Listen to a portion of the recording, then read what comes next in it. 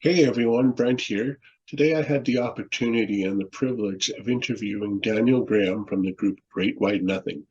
Today we talked about the new album of theirs called Hymns for Hungry Spirits Volume 2, which is now ready for pre-order.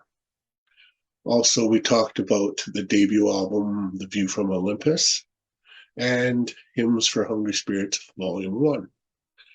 I want to thank Downey for his time and sharing his thoughts with the music industry and the new album, etc. So let's get right into the interview right now. Yeah, how you been? I've been good. You? Doing all right. Especially in terms of music stuff, we've got, the pre-orders rolling out for the new album. Yeah. We've had a couple of different shows that we've recently been able to announce that I'm very excited about. We actually just got booked to open for Consider the Source Oh when wow. they come to Atlanta. Yeah. That's impressive, Daniel. Yeah, I'm excited. Yeah, I would be too. Um, that and we got Prague on the Ranch coming up in February. Um, so lots of exciting things. How is the prog scene around Atlanta there? It's the good thing about Atlanta is that there's really no hard, fast like genre that dominates everything. Right. I will say that even among the prog bands, Great White is kind of an outlier just because we're not really the prog metal or the super technical kind of stuff. There's a band from here called Seder that's probably the most popular overall prog band out playing at the moment. But they're more of that post-hardcore mathy kind of thing, Yeah. which we're very much not. You know, I take pride in the time signatures that I write in, but they play circles around me, all those guys. Um, but we're it's a pretty decent scene, and it's very eclectic down here, and I love it for that reason. No, up here in Canada where I am, it's the absolute shit. Like just well, it's all laid back country.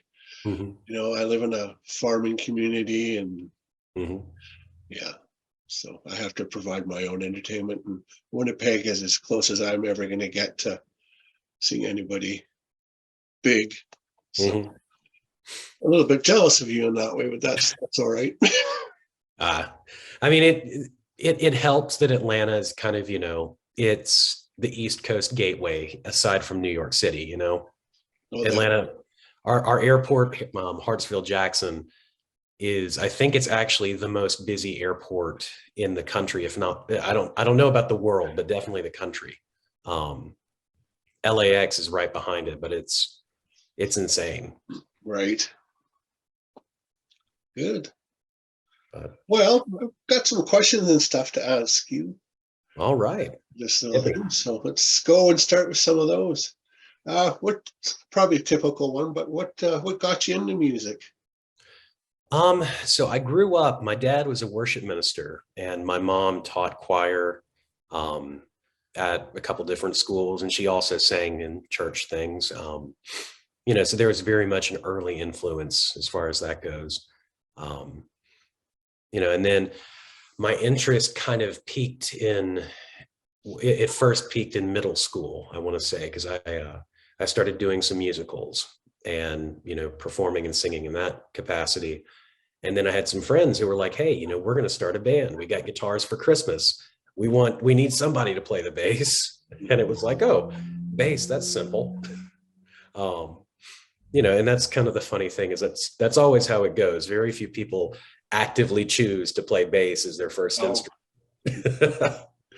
But, over time, I quickly became obsessed with the instrument, and it's been my go-to ever since. But um, I played with those guys for a few years and under different names, different configurations. But um, yeah, a lot of how I learned was teaching myself how to play Rush songs, because there was a guitar player at my church at the time who was like, hey, you just got a bass. This is the band you need to listen to. yeah. Well, you can definitely hear Getty in your playing, that's for sure. So why the Rickenbacker? Well, I mean, Getty and Chris Squire, that was always kind of like the sound, which you can get something close with other instruments, but especially now that I've kind of started to make it my own, I wouldn't trade that Rick for No, anything. that snarl that you get Yeah, from Rickenbacker is very impressive. Yeah, I've always yeah. liked it. Well, and interestingly enough, recently I took kind of a cue from Steve Harris of Iron Maiden, and I threw some flat wounds on it, just to see how it sounded. And I realized that doing that kind of makes me give up this idea that I can really attack harder and get much more out of it. So instead, I'm relying more on the mids and the treble frequencies of the amp to carry the attack. And honestly, I don't think I'll ever look back. No, It's a it's a different sound. It's a richer sound, I think, but it's still got that bite because I couldn't settle for just having the warm fuzzy tone. no, you need that. Not to be aggressive, but just to stand out, I guess, because everything sounds so generic today. Mm-hmm. Well, honestly, I would go with aggressive to an extent because that's a major part of what makes us as a band kind of sound interesting is that I play the ever living shit out of the bass. Um, I don't mean that as like a bragging thing. I just attack the instrument, and that's kind of my main channel of like, there's kind of a primal energy you tap into, when you get really into the zone with the bass. But yeah, I mean, that's kind of the story. Long story short, I just had some guys that wanted me to play in a band. And with all the prior exposure I had, I was very into it. So once you guys settled as a three core, where did the name come from?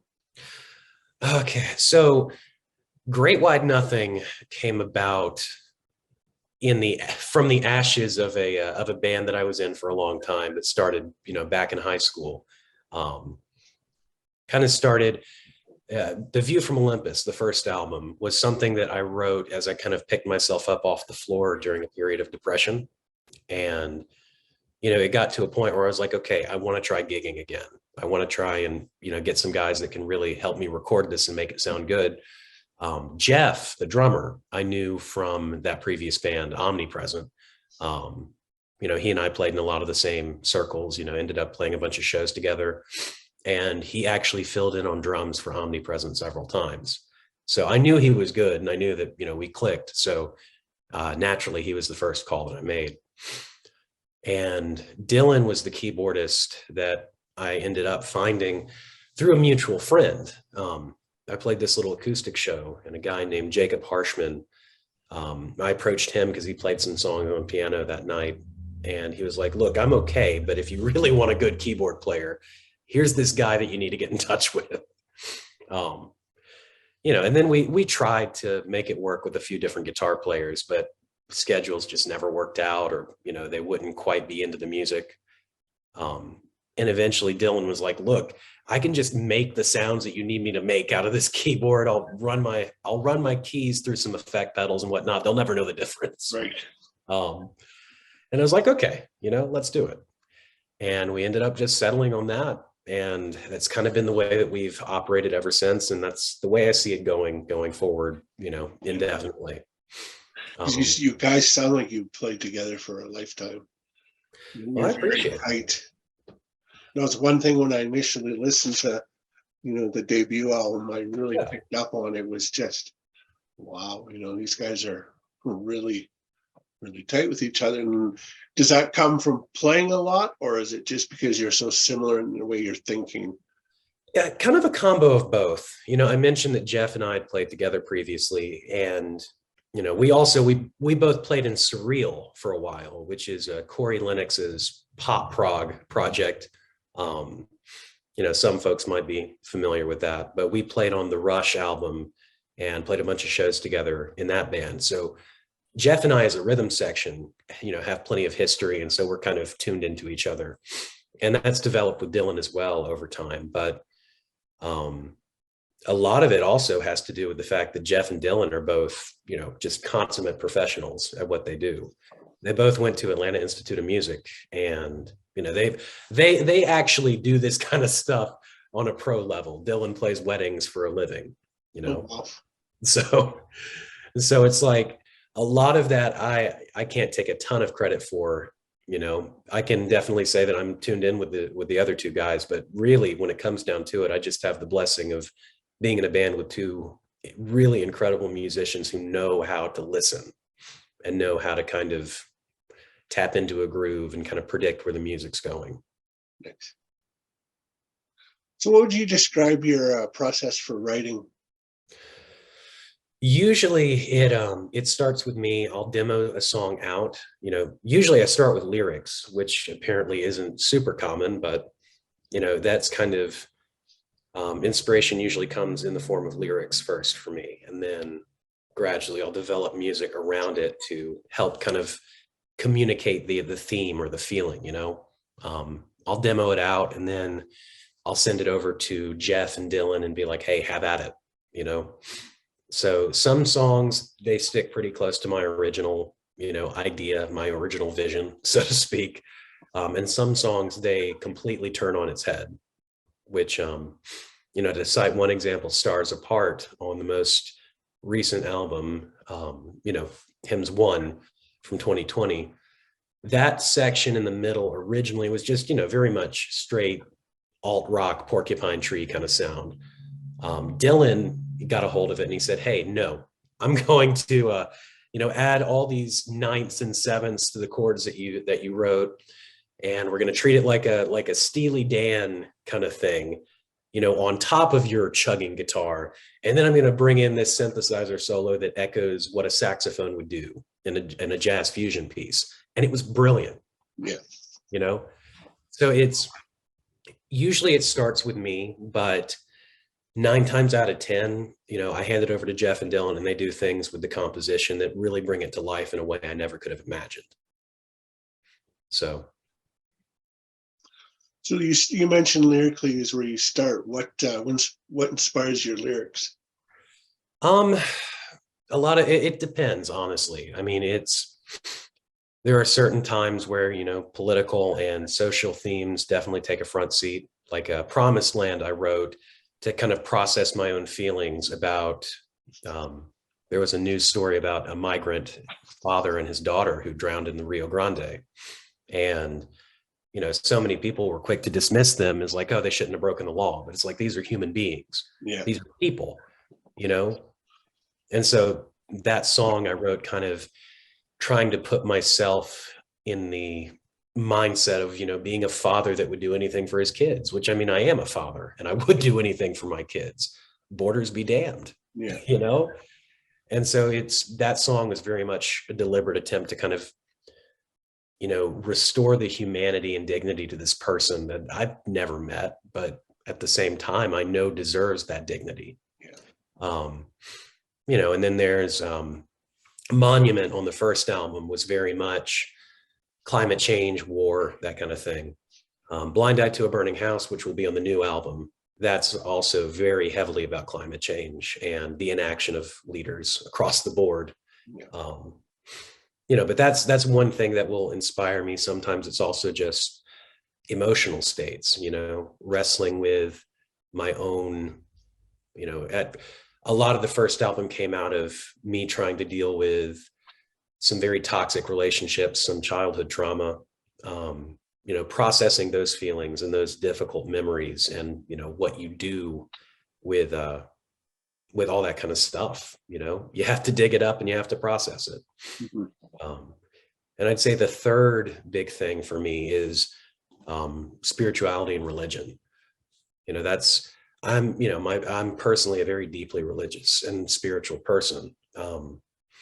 And I don't look at that necessarily in terms of like a doctrine or a dogma, but in terms of just a curiosity and a wonder at existence, no, it's if this tells you anything, I think my high school yearbook quote, if I remember correctly, I chose Albert Einstein. I want to know God's thoughts. The rest are details. Yeah. So No words to live by, I'm a Christian myself, and yeah, you got to wonder sometimes how and why things happen. And Mm. you go back to the Rio Grande thing. Something very similar happened here last winter. There was a young East Indian family trying to get across the border into Canada, and they ended up freezing to death. And so everybody's making the big, well, why were they even out, and blah, blah, blah, blah, blah. Nobody has a heart for anything. Like, Yeah. it's mind blowing, really. Yeah.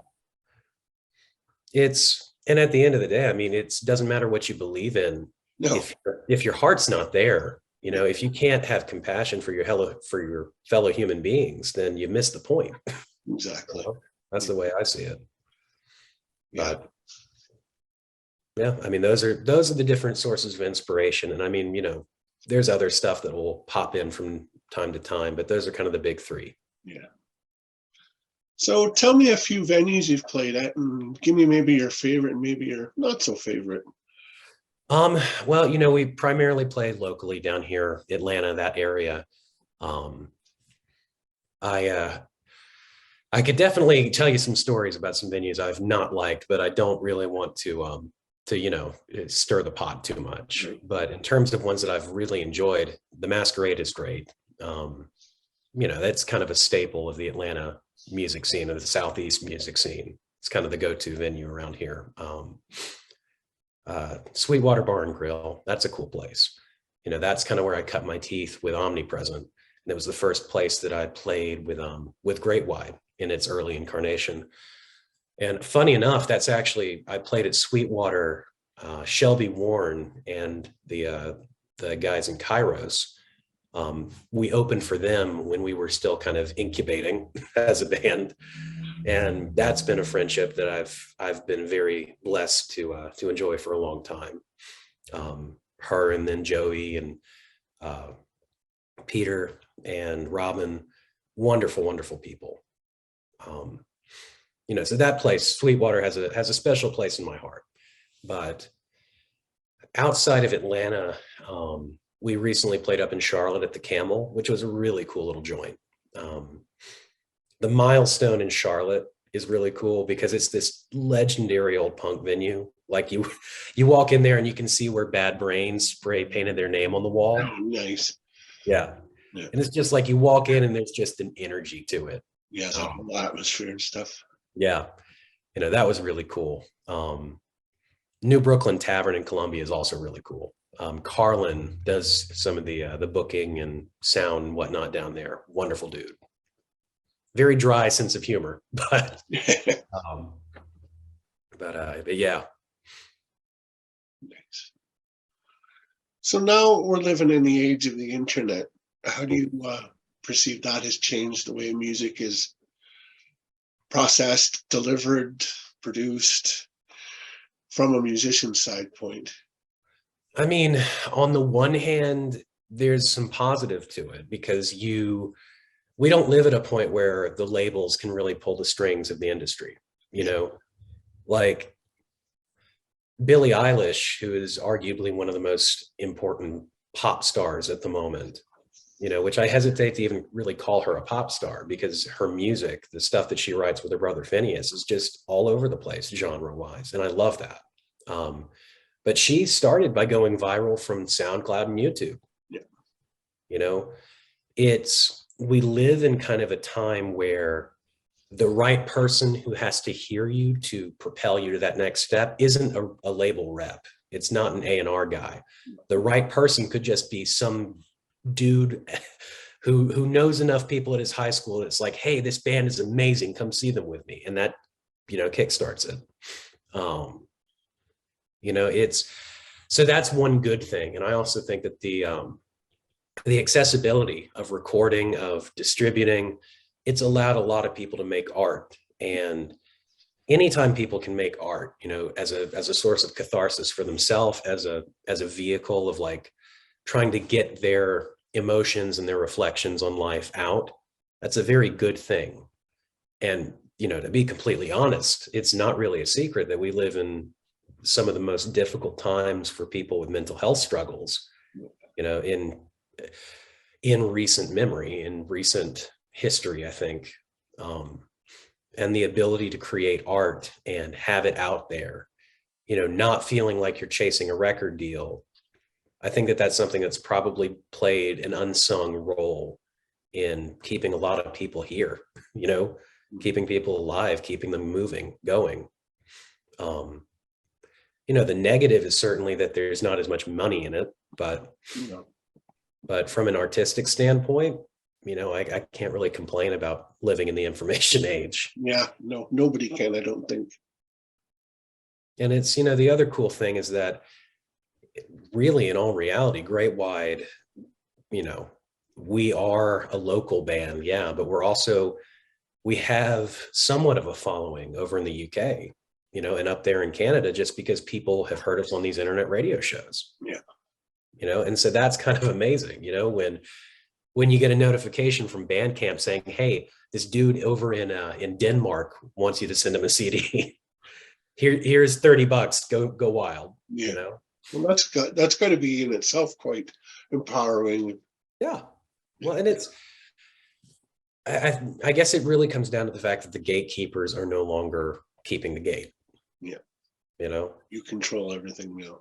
Yeah. It makes it a lot harder, and it means that you have to be more creative and more, more of a self-starter, more motivated, and your expectations need to be a hell of a lot lower. But, I think that there's very much some validity to the idea that this might be the best time for musicians rather than the worst. So when you're performing live, what is a favorite song that you like to play of yours? Yeah. It's hard to say because, you love different songs for different reasons, but I think that I keep coming back to The Best We Can Do Is Laugh, which is the closing track of Hymns for Hungry Spirits, Volume 1. For me, the chorus of that song is just kind of my basic, what I want people to take away from a Great Wide Nothing show is take care of each other, weather out the bullshit and the pain and the suffering and rely on each other, community, solidarity, compassion, those things are what it's all about. And that song, I think, puts it about as plainly and as bluntly as it can, while also feeling good to sing. And in terms of composition, that's one of my proudest works as a composer, as a songwriter, because that's one of those that Dylan and Jeff didn't do a whole lot of changing to, because they enjoyed it as it was, and that's kind of my metric for when I know I've accomplished something, is when they're like, I got nothing. When the two musicians who are infinitely better at what they do than I am at what I do can tell me I can't add to this. Yeah. But I'd say that that's probably my favorite. It's also one of the most demanding, but I mean, for that reason, all the more fun, high stakes. Nice. So who are some of your current favorites out there? Oh, okay. Current favorites.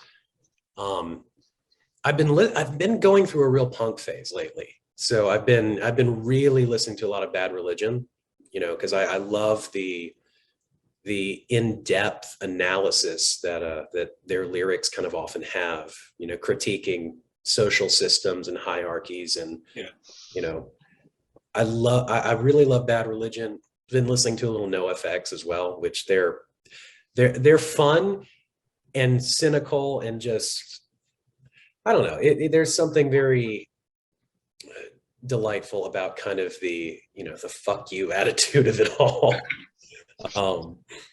But in terms of the prog world, definitely Porcupine Tree being back makes my heart happy. Oh, I wish I could see them.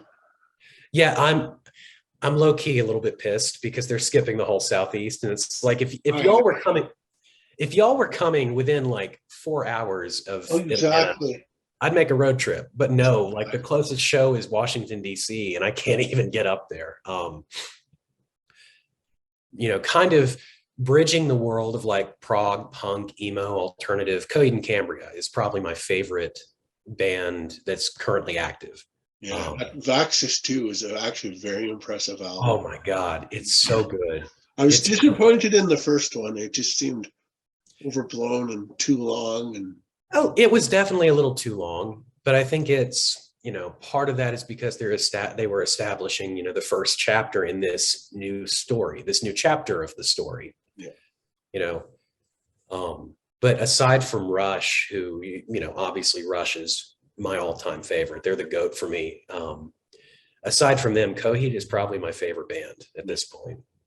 I just went and got to see them play with My Chemical Romance in Oklahoma City, and that was unforgettable. I saw Coheed open for Maiden back a few years ago. Ooh, that's brilliant. Oh. Oh, It was right before Afterman came out, so they didn't do anything from that, but they did a little bit of covers and stuff from their older few albums, and wow. Yeah. The craziest thing for me is that they've gotten more technical, more demanding, and at the same time, Claudio as a songwriter has developed into this absolute machine for creating memorable melodies. Yeah, you can sing along with just about anything he writes. Well, you can try. Yeah. God knows I wish that I had a voice that high sometimes, but I'm happy with the one I got, I guess. But no, they're number one for me. I've also been getting really into the Clash lately. Like I said, punk phase. Because I think that there's a lot to be said for the ability of music to be a vehicle of, a catalyst for change, a catalyst for social movements, and a way of speaking truth to power. So yeah, that's been a lot of my listening lately. Cool. So what are your interests outside of music? Like I mentioned, religion and philosophy for sure. I practice Zen Buddhism in the Soto tradition, but also just deeply interested in Christian mysticism, Jewish philosophy. I started actually my first exposure to non-evangelical white church was probably diving into some of the Vedic and Neo-Vedanta kind of systems of thought. I love that stuff. On top of that, I love collecting records. I say collect, I listen to them more than I collect. I'm not one of these types that has to have like every color variant of every single album. I just need, as long as it sounds good, I just need the one. It drives me nuts, actually. It really is all about the sound for me, which is why if I can hear like the 50th anniversary remix of Thick as a Brick that recently came out, I have that. I don't need an original 1972, I think is when they released Thick as a Brick. I don't need the original 72 pressing. See, what bugs me about that is like, we'll use the new Pink Floyd Animals. I'm so used to hearing the original version. Yeah. When I hear the new one, it's good and all, it's really good. But like, I will always take that. Mm-hmm. That's how I heard it first. Yeah. And I think that really comes down to it is that the way you hear it first can kind of cement itself in your memory. There are exceptions, I feel like, definitely. Yeah. Like, just objectively, I feel like Aqualung, Steven Wilson completely brought that album to life in ways that it never was before. And it badly needed it. Yeah. Yeah. But that, and then just hanging out with the kids. Yeah, that's a full-time job in itself. Yep. Especially with twins. Oh yeah. Well, I don't envy. I know what that's like, but my son's 16 now, so I don't have to worry too much what he's doing. But I did my time, 16 years of it. Yep. That's good. So what else do you know? I know only that I know nothing. Good answer. How's the Indiegogo thing going? Indiegogo? Yeah, the pre-order campaign, I set the bar kind of low because I was like, maybe a few people might be interested, but it's actually, we are on track to make our goal, which is exciting. Yeah. If we exceed it, I'm going to try and do something special to celebrate. But I got to say, I'm thrilled with this new album that we've got. And it's, whether you pre-order or not, if anybody who's watching this is interested in the album, make sure you give it a listen, because to me, it's the best thing that we've created as a band. And it's some of my proudest moments as a songwriter and as a singer and a player. And yeah, it's definitely an eclectic one too, which, yeah, I'm excited. I'm excited for it to be done and out, because we've had the tracking done for a while. It's just the pain of mixing and, getting mastering taken care of. That's the part of being a DIY band that they don't tell you about. That is the one thing that does kind of suck is okay, well, this is our 18th mix of this song. Is this part going to sound right? And you finally get it and it's the best thing in the world, but the process is laborious. It would take up a lot of time, I would imagine. Yeah. Thankfully, Dylan is really good with all the technical aspects of music. And, he's really pushed himself to get the best possible mix out of this album. There's actually the single versions that we released of Blind Eye to a Burning House and Inheritor. We've actually made some improvements to the mix for the album version. Oh, excellent. So, yeah, it's going to be really cool. Really, really cool. When's release date? Release date. We don't have a hard, firm release date yet. It's November. We're looking at probably mid-November, but that could be within a window of like a week or two. Yeah. Which it feels like we should have an actual release date set, but we don't want to have a deadline that's totally inflexible. And I would rather let it be nebulous up until, a month or two beforehand than set that deadline and then have to change it. And then, because I feel like that looks a little more unprofessional. Well, it does. And I'd rather, wait the extra time to get something that's what you as the artist perceived it to be. Yeah, definitely. Aside from that, aside from the Indiegogo and whatnot, I think the only other things that are really exciting to mention, I touched on Prague on the Ranch. We're pumped to play that. We're actually going to book a little tour of the Southeast around that time. We're opening for Consider the Source in December, which is thrilling. And we actually just got the call yesterday. There is an independent music festival that takes place here in Atlanta called the Big Ass Gig. And I've known the folks who put that on for a while, and it's just been kind of like, I wonder if we'll ever get to play that. And right. Sure enough, we got the call. Hey, do you guys want to open it? Well, of course. Yeah. Are you kidding? I've been to every single instance of this festival. Absolutely, I want to open it. So that has yet to be formally announced, but we're very excited about that. Excellent. So yeah, just lots of cool things coming down. And in the meantime, this coming Friday, we'll be playing in a little comic shop in Buford. No, we were like, hey, let's do something totally weird and totally DIY. So I was like, hey, this comic shop in Buford that I know the owner because my dad and him are old friends. Let's set up shop in there and just have a couple bands play with us and just do something after the store is closed. Nice. And yeah, we're looking forward to that for sure as well. That sounds like an enjoyable time. Yeah. Cool. Well, I won't take up any more of your time. It's been really nice talking to you, my friend. And absolutely. I hope this album furthers your name and popularity, and I'm going to promote it on my end as much as I can, and can't wait to hear more in the future. Absolutely. Thank you, Brent. No, anytime. We should do this again. Will do. Good night, bud. Good night. We'll see you again. See ya. You too.